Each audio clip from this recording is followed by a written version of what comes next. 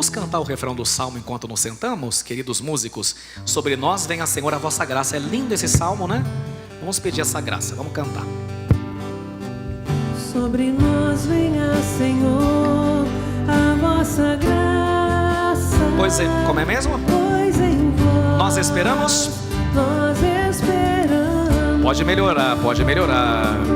Sobre nós venha, Senhor, a vossa graça. Por quê? pois em vós Nós esperamos. Mais uma vez, de novo. Sobre nós venha, Senhor, a vossa graça, pois em vós nós esperamos. Amém. Eduardo, continua para nós aí no seu teclado, filho. Queridos filhos e filhas da igreja,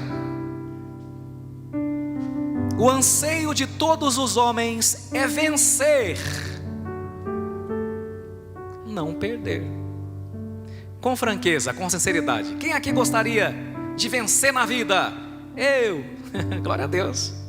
Então você concorda comigo que desejar vencer, concorda comigo que desejar vencer não é um pecado? Desejar vencer é pecado, sim ou não? Claro que não. Deus quer que você vença. O primeiro que quer que você vença na vida é Deus, o seu grande aliado. Ele não é seu adversário. Foi o próprio Deus quem colocou esse desejo no coração do homem. E Santa Teresinha do Menino Jesus vai nos ensinar como doutora da igreja. Aliás, só tem 4 doutoras da igreja mulheres, né? Na história de 2000 anos, ela é uma das 4. Santa Teresinha vai dizer: Deus não colocaria no seu coração um desejo que ele não fosse capaz de realizar. Amém?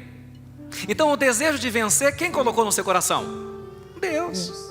Então vencer não é um problema, né? Mas o modo como o homem procura vencer é que é o problema.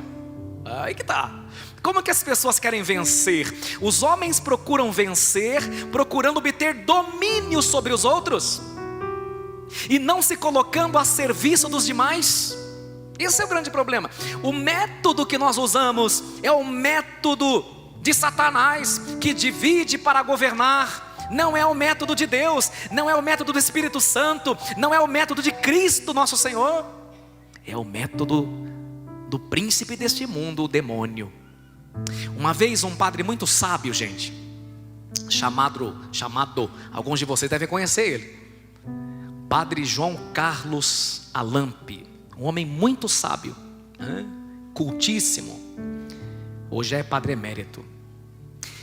Uma vez ele disse para nós, no primeiro ano de teologia, ele falou assim: vocês, desde já e quando forem padres, nunca subam à custa da derrota dos outros, fazendo da cabeça dos outros degraus.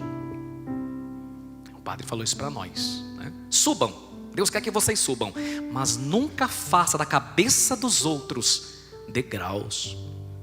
Hoje em dia, onde vocês vivem, queridos, onde vocês trabalham, vamos ser honestos aqui, né? Cá entre nós, vamos ser honestos. Lá na fábrica, na empresa, não é um passando a perna no outro, né? Não é um querendo ficar bem na fita com o patrão, né? Mesmo que seja à custa de outros que são mandados embora, porque o espírito que reina nesse mundo é o espírito da competição, é o espírito do adversário. E a própria palavra adversário em aramaico e hebraico é Shatã, que em português é Satã, aquele que acusa, aquele que divide. Essa não é a lógica dos cristãos. Olhemos para a nossa sociedade atual, e eu repito, eu preciso repetir isso. Vivemos num mundo onde um passa a perna no outro para poder subir. Vocês sabem disso melhor do que eu. Olhemos para o nosso mundo e também para a nossa vida e nos perguntemos: de que modo se comportam os responsáveis pelo exercício de várias funções em nossa cidade, em nosso mundo? Sentem-se como servos humildes ou se esforçam apenas para conquistar espaço e poder? A começar por nós, será que muitas vezes não é esse também o nosso desejo? Vencer a tal ponto de possuir algum poder sobre as pessoas que estão à nossa volta para sobrepujá-las? Deus tem um modo de proceder diferente do nosso, filhos. E para educar seu povo para a aceitação desse mistério da doação da própria vida, o Senhor foi preparando os judeus e nós ao longo dos milênios, desde o Antigo Testamento, mostrando para nós o servo sofredor, o servo fiel do qual fala Isaías. Na primeira leitura de hoje, nós vimos o aspecto humano desse servo sofredor, que de acordo com a palavra, brotou como um pequeno arbusto no deserto, cresceu numa terra sem água, não possuía nenhuma característica que despertasse a atenção dos homens, como a beleza, o poder ou a riqueza. Pelo contrário, Isaías vai profetizar dizendo que quando as pessoas passavam por ele, tapavam o rosto e meneavam a cabeça, porque não conseguiam olhar, porque ele não tem nenhum atrativo que pudesse atrair o gênero humano, pelo menos nos moldes humanos. O servo sofredor é mostrado para nós como uma pessoa fraca, como uma pessoa desprezada e como uma pessoa derrotada, e que através do sacrifício, do sofrimento e do dom da própria vida vai salvar seu povo e a si. Eu acho bonito quando Isaías fala assim, repete comigo: o Senhor quis macerá-lo. O Senhor quis macerá-lo Com o sofrimento. com os sofrimentos. Não sei se você já ligou uma coisa com a outra, mas quem gosta de temperar, eu sou uma negação na cozinha, viu gente? O Márcio é melhor do que eu, né Márcio? Estou contando com isso. Então, então vocês vejam, né? Quem gosta de cozinha sabe que tem as especiarias, né?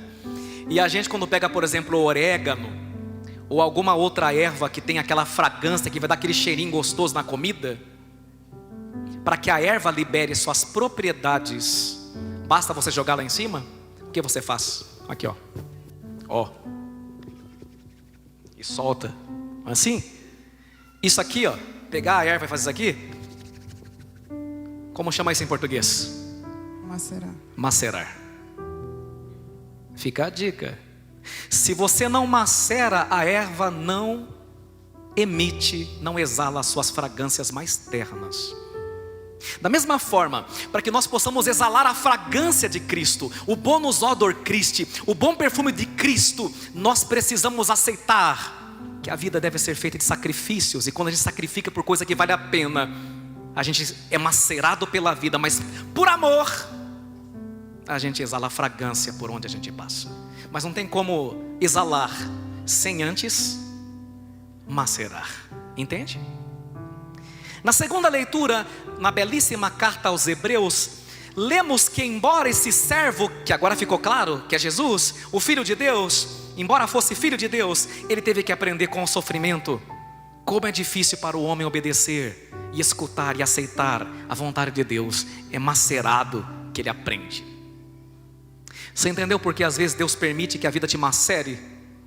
Para que você exale a fragrância de Cristo, o servo sofredor. No Evangelho, nosso Senhor está a caminho de Jerusalém a passos firmes, e vai lá com um único objetivo, com uma única missão. O que ele está indo fazer lá? Dar a vida. Dar a vida. Engraçado que quem prestou atenção na primeira leitura deve ter visto aí, né?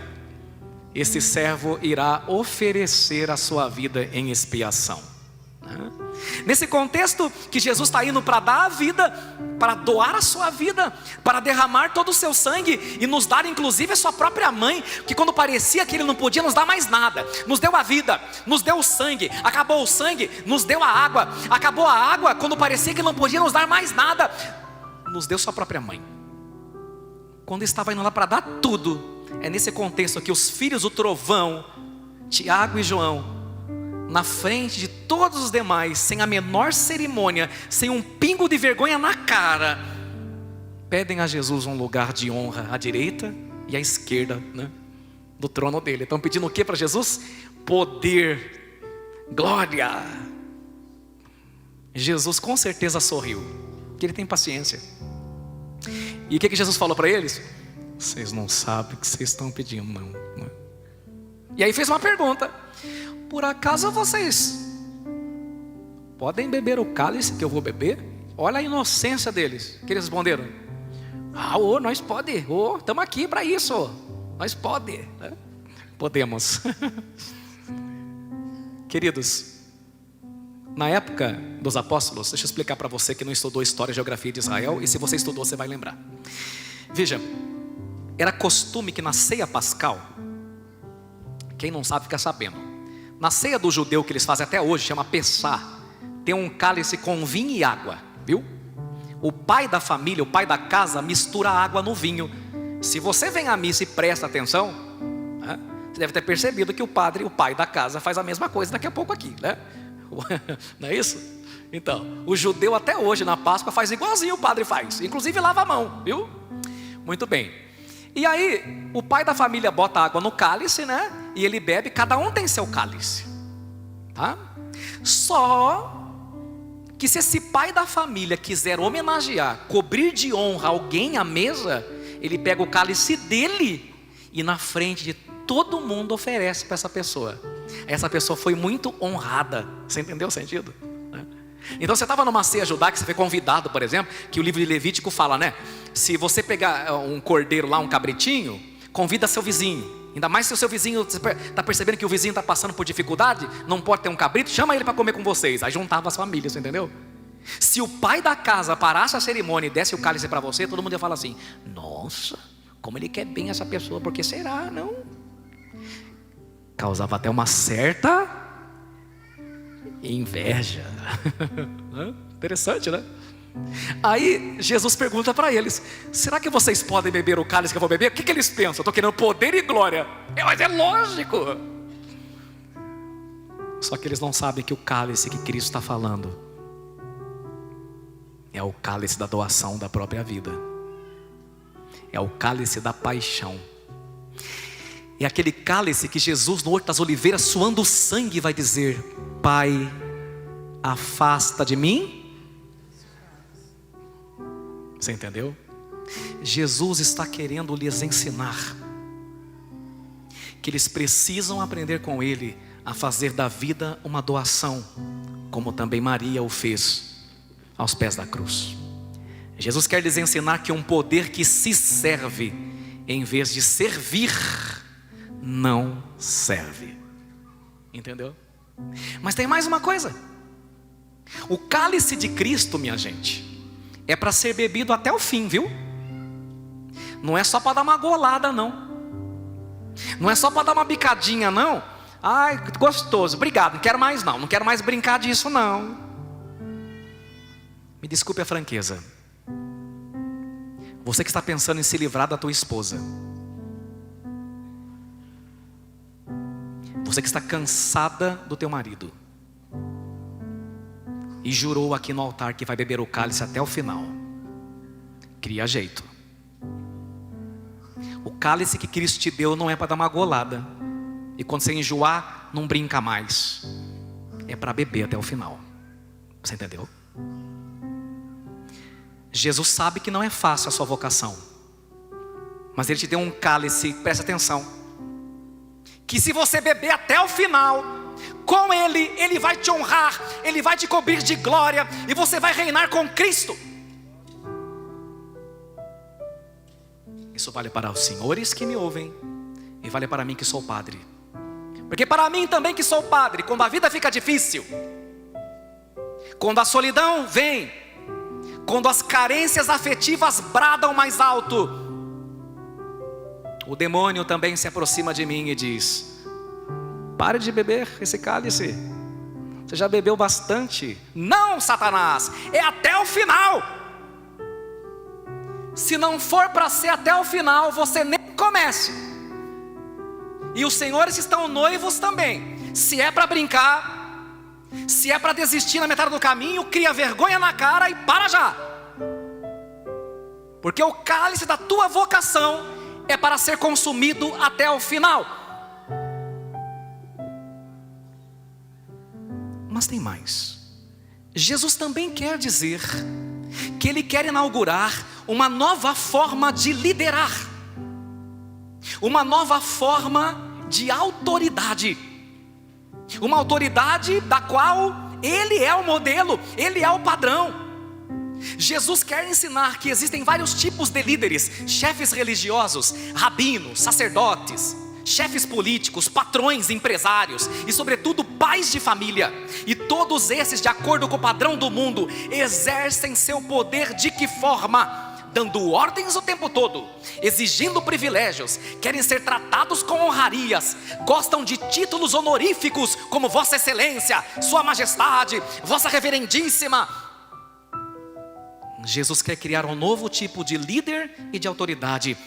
Para Jesus, nenhuma autoridade desse tipo do mundo serve de modelo, porque o modelo para ele de autoridade é do servo sofredor, que na verdade é ele mesmo. Queridos, na época dos apóstolos, os discípulos dos rabinos acompanhavam seu mestre o tempo todo para assimilar seus ensinamentos.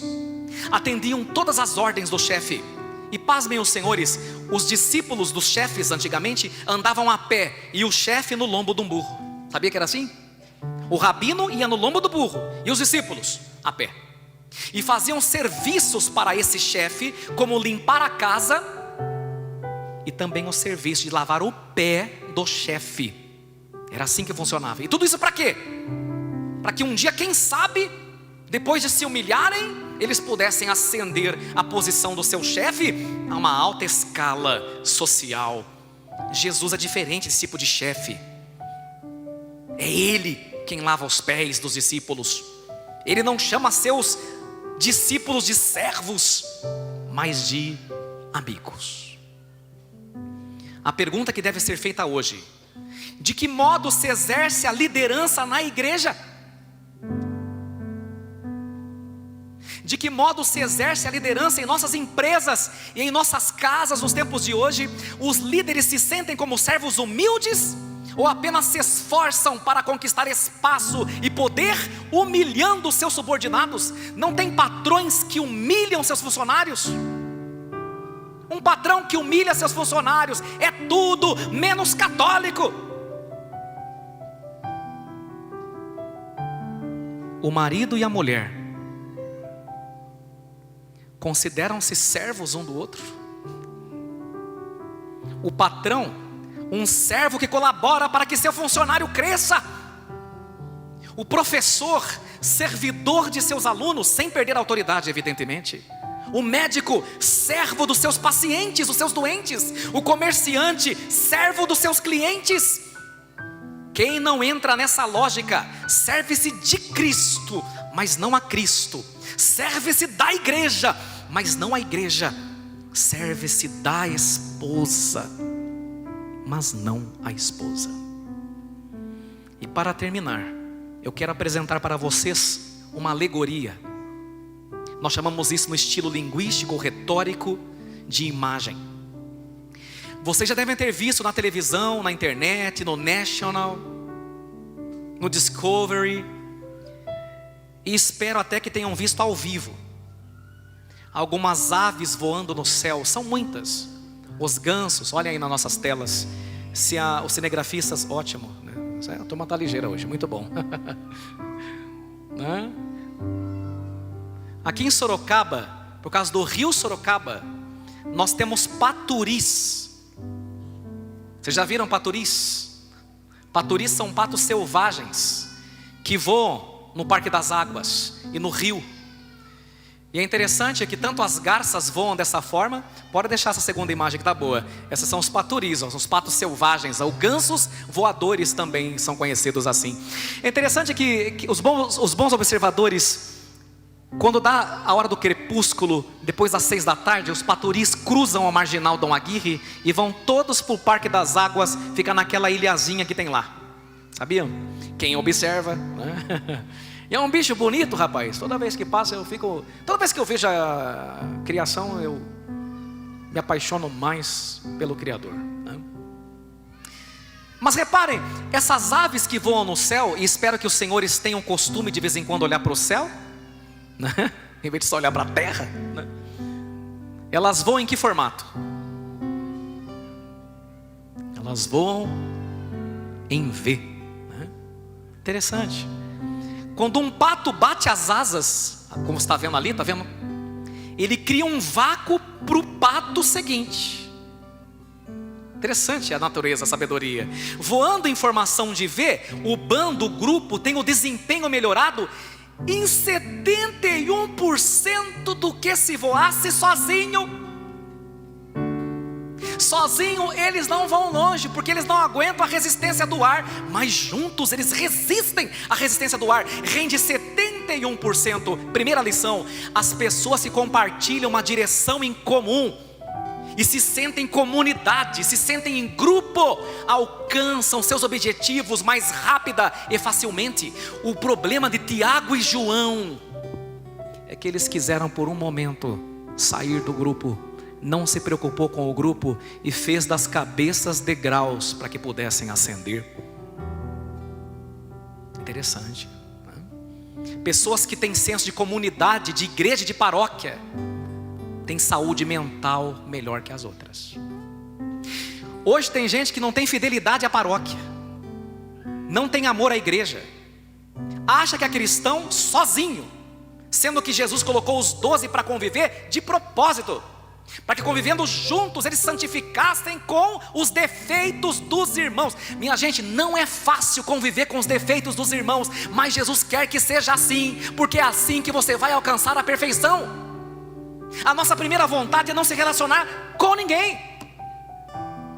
Nossa primeira vontade é ficar no nosso quarto, mas no seu quarto você não crescerá. Exemplo número 2: quando um pato sai da formação em V, portanto, ele sente a resistência do ar e volta correndo para a formação para aproveitar o vácuo do pato ou da ave que está à sua frente. O que significa isso? É preciso permanecer em formação com gente que se dirige para o mesmo lugar que a gente vai. Olha, gente, em 15 anos aqui, eu já vi muita gente chegar nessa igreja e ir embora.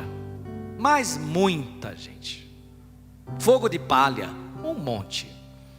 E aqueles que se perderam, sabe por que se perderam? E são muitos.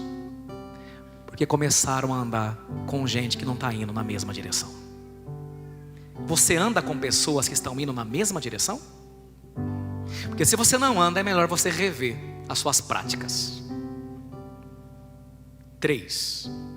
Quando o pato da frente, está vendo lá o coordenador? Que ele é o seu Toninho lá, coordenador. Que é um excelente coordenador, diga-se de passagem, né? Quando o pato da frente se cansa, porque ninguém é de ferro, o que ele faz? Mantenha a imagem lá, por favor. Ele vai para o fim da fila quando ele se cansa. Que interessante, que sabedoria. Ele vai para trás e outro pato assume o seu lugar, indo para a ponta, para frente. Um vai para a retaguarda, outro vai para frente. O que significa isso? É preciso haver revezamento na liderança e na divisão das tarefas pesadas. Quantas esposas estão cansadas, porque é elas que fazem tudo na casa. Limpa a casa, lava a louça, faz comida, leva o Juninho na escola, sai passear com o Totó. E o marido, na melhor das hipóteses, chega do serviço e toma uma breja para desestressar.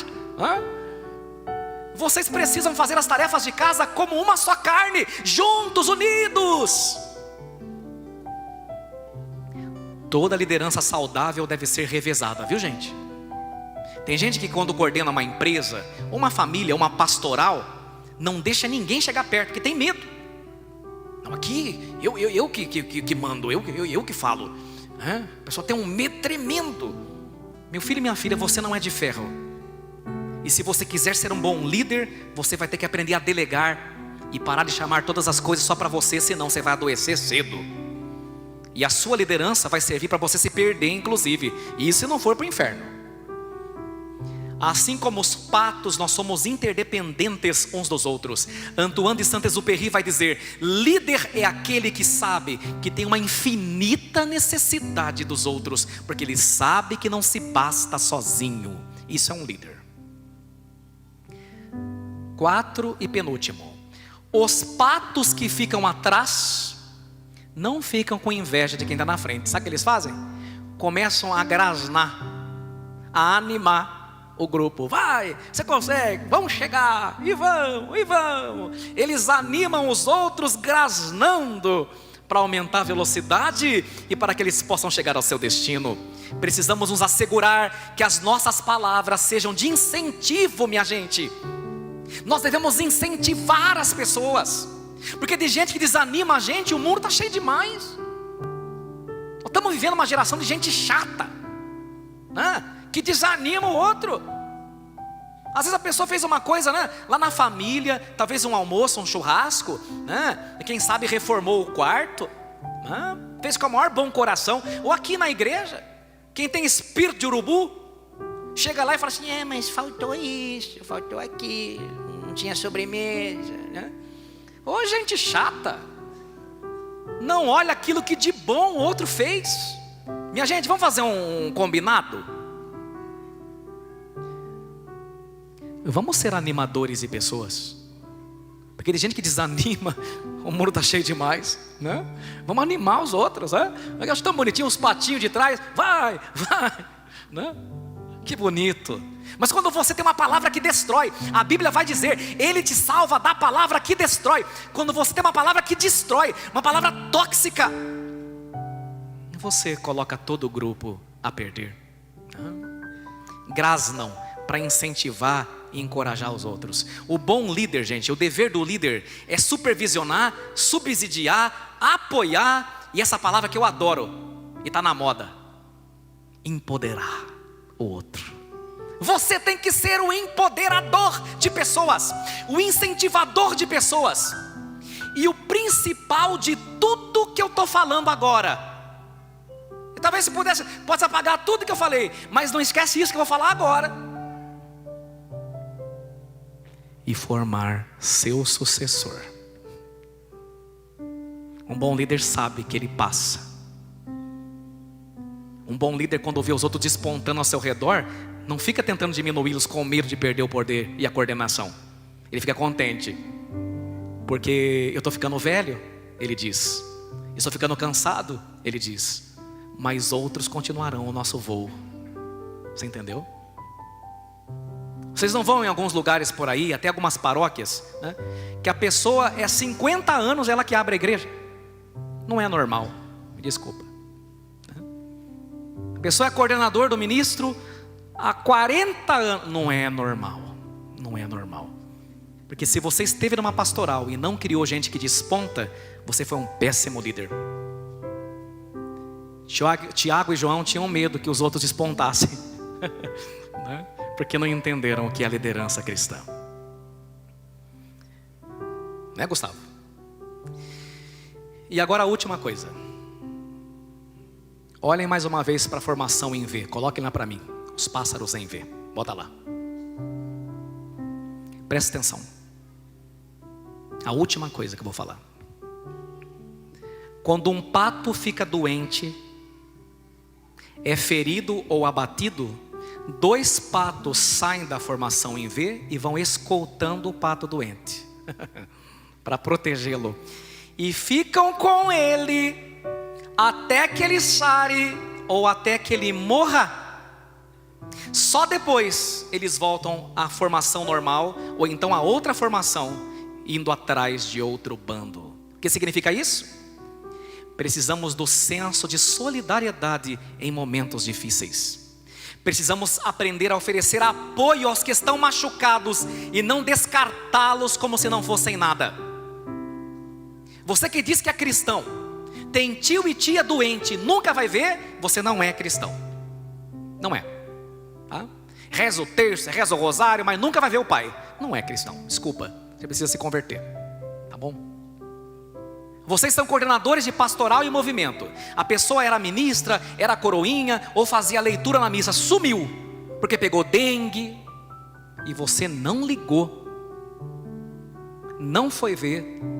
Desculpa, você não entendeu ainda o que é ser católico, tá? Quando um patinho fica doente, pelo menos 2 tem que sair da comunidade para escoltá-lo até que ele fique bem. Caso contrário, me desculpe a franqueza, a gente não é muito diferente do mundo lá fora, não. Tá bem? Queridos, para terminar, uma igreja, uma família, uma pastoral ou uma empresa que quer exercer a sua missão de fazer diferença nesse mundo, precisa aprender a se identificar com o servo sofredor, dissolvendo todo espírito de disputa.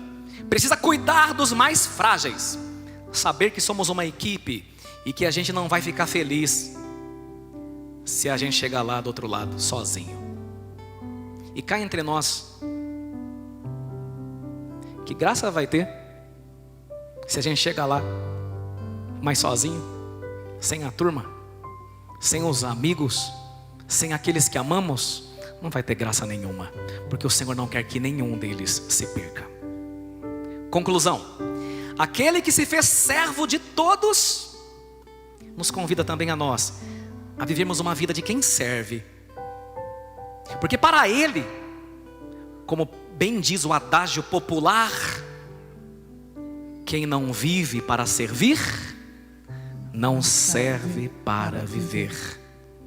Amém. Amém.